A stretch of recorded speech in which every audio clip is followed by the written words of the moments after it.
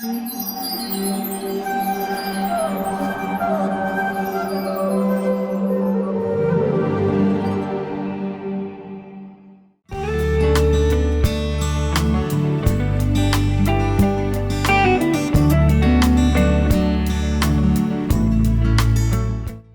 कृष्णा।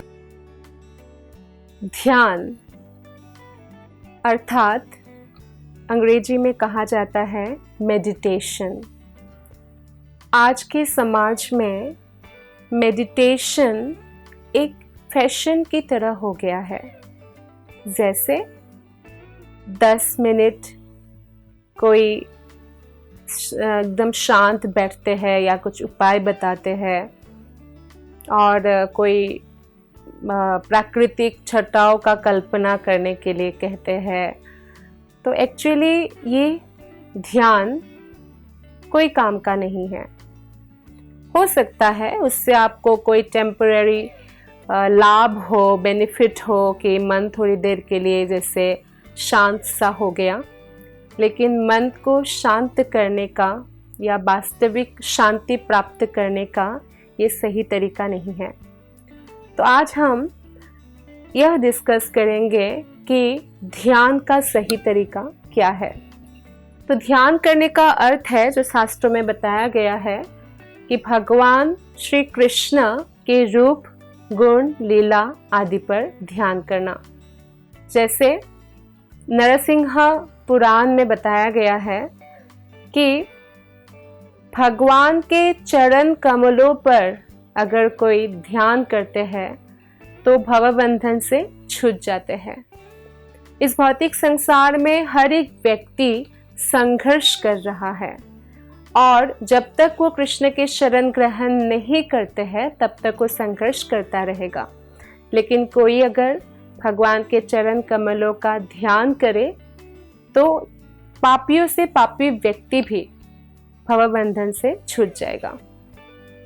विष्णु धर्म में कहा गया है कि भगवान के दिव्य गुणों के बारे में ध्यान करना चाहिए। कृष्ण के अनंत गुण हैं, जैसे उनमें भक्तों का प्रिय गुण है भक्त वत्सलता।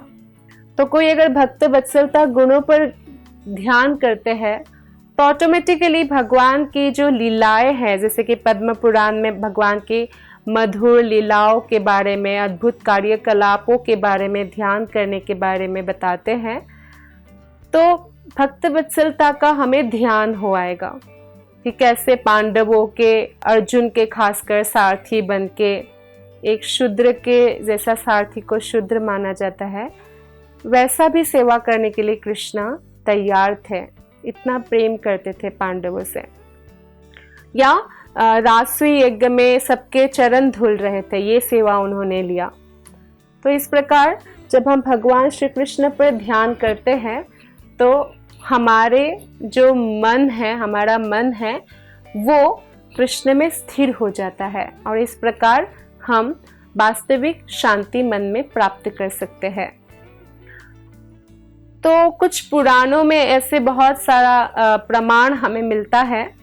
खासकर ब्रह्म वैवर्त पुराण में एक ब्राह्मण की कथा आती है जो बहुत ही गरीब ब्राह्मण था, और इतना आर्थिक स्थिति उनका इतना खराब था, फिर भी उन्होंने कभी भी भगवान को कोई दोष नहीं दिया।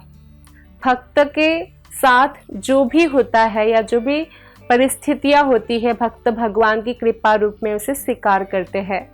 तो इस ब्राह्मण ने सोचा कि पूर्व जन्मों के मेरे कर्मों के अनुसार मुझे इतना धन प्राप्त नहीं होना था, लेकिन कृष्ण की कृपा से फिर भी मैं अच्छे से जीवन व्यतीत कर रहा हूँ भक्ति में। तो वो क्या करते थे, एक तो उनमें संतोष था, भक्त के मन में संतोष होना चाहिए। अगर संतोष हो जाए, खासकर अगर धन के बारे में जैसे संतोष है, तो फिर वो धन प्राप्ति के लिए परेशान नहीं रहेगा, दुखी नहीं रहेगा। तो ये ब्राह्मण का मेन जो लक्ष्य है वो भगवान की सेवा है, तो उन्होंने संतोष कर लिया। दूसरा, वो बड़े बड़े सभाओं में जाते थे जहाँ प्रामाणिक व्यक्ति भागवत कथा कहते थे। कृष्ण कथा कहते थे। तो एक बार एक कथा में उन्होंने सुना कि मानसिक रूप से भी भगवान की सेवा करने पर भगवान स्वीकार करते हैं। तो क्योंकि ब्राह्मण बहुत श्रद्धालु थे, हमारे श्रद्धा के हिसाब से हम शास्त्रों की चीज़ों को या गुरु की वाक्यों को ग्रहण कर सकते हैं। तो उन्होंने मानसिक सेवा शुरू कर दिया। उन्होंने सोचा कि जब मेरा आर्थिक अवस्था इतना खराब है, लेकिन मन में तो मैं राजसी ढंग से भगवान की श्रृंगार कर सकता हूँ। तो उन्होंने बड़ा मूल्यवान वस्त्र आभूषण मन से भगवान का श्रृंगार करने लगे। भगवान का अभिषेक करना मन से, भगवान का श्रृंगार करना, भगवान के लिए अलग अलग नदियों से मन से जल एकत्रित करना। गोदावरी, कावेरी, गंगा, यमुना, जितनी भी पवित्र नदियां हैं, नर्मदा, कृष्णा आदि। बाकी ब्राह्मण तो जल एकत्रित करते समय मंत्रोच्चारण करते हैं, पर ये ब्राह्मण बिना मंत्रोच्चारण के ही मानसिक रूप से जल एकत्रित कर रहे थे मन में। और फिर वो भगवान के लिए सामग्री इकट्ठा करना, क्या पूजा की सामग्री है, और आरती की थाली प्रस्तुत करना, आरती भगवान का मन में करना। इस तरह से कई साल तक वो ऐसे मानसिक सेवा कर रहे थे। मानसिक सेवा श्रेष्ठ माना गया है, अर्थात जब हम सेवा में मन को संलग्न कर दें तो ये बहुत अच्छी सेवा है।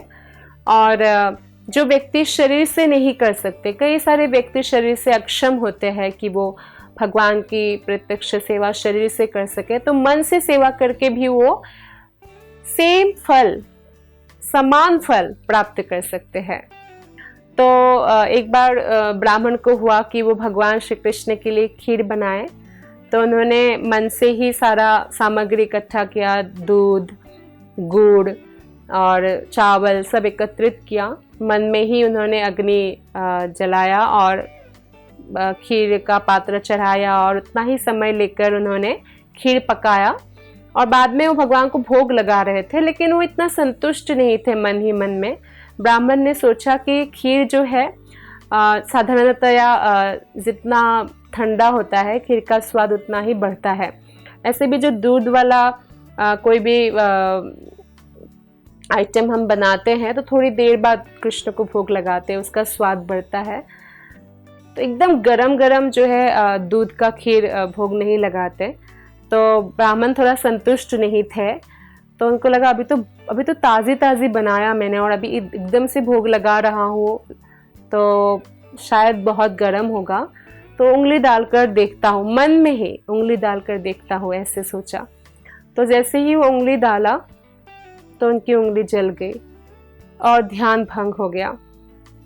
तो ब्राह्मण ने सोचा कि ये तो मैंने ध्यान में किया, फिर भी मेरी उंगली जल गई। तो उधर वैकुंठ में भगवान नारायण विनोद पूर्वक हंस रहे थे। तो उनकी सेवा में जो लक्ष्मियां हैं, लक्ष्मियों ने पूछा पर भगवान ने कोई उत्तर नहीं दिया और ब्राह्मण के लिए विमान भेज दिया। ब्राह्मण को वैकुंठ बुलावा भेजा और जब ब्राह्मण आए तब जाके सबके सामने ब्राह्मण की ग्लोरिफिकेशन करते हुए ये सेवा का भाव का वर्णन किया लक्ष्मियों के सामने भी। तो ये जो ब्रह्म वैवर्त पुराण से ब्राह्मण की कथा है, इनसे हम स्पष्ट देख सकते हैं कि जब हम मानसिक रूप से भी भगवान श्री कृष्ण की सेवा करें, कैसे? ध्यान द्वारा, तो हमें भगवान का धाम प्राप्त हो सकता है। हम इस संसार के समस्त बंधनों से मुक्त हो सकते हैं। भले ही कोई संपूर्णतया पापी व्यक्ति भी हो, वो समस्त पाप पूर्ण जो प्रवृत्तियां हैं उससे मुक्त हो सकते हैं। इसलिए ध्यान का अर्थात स्मरण का बहुत बड़ी भूमिका है भक्ति में। तो अगर हमें मेडिटेशन करना है, ध्यान करना है, तो भगवान श्री कृष्ण की रूप, गुण, लीला, नाम, धाम आदि पर ध्यान करना चाहिए। इस तरह हम समय को, मानवीय जीवन का जो हमारा अमूल्य समय है, उसका सदुपयोग कर सकते हैं। धन्यवाद। हरे कृष्णा। ऐसे ही और भक्तिमय कार्यक्रमों के लिए देखिए हरे कृष्णा टेलीविजन। इसे प्राप्त करने के लिए आप अपने केबल अथवा DTH ऑपरेटर से संपर्क करें तथा और अधिक जानकारी के लिए आज ही डायल करें 8767 845 845।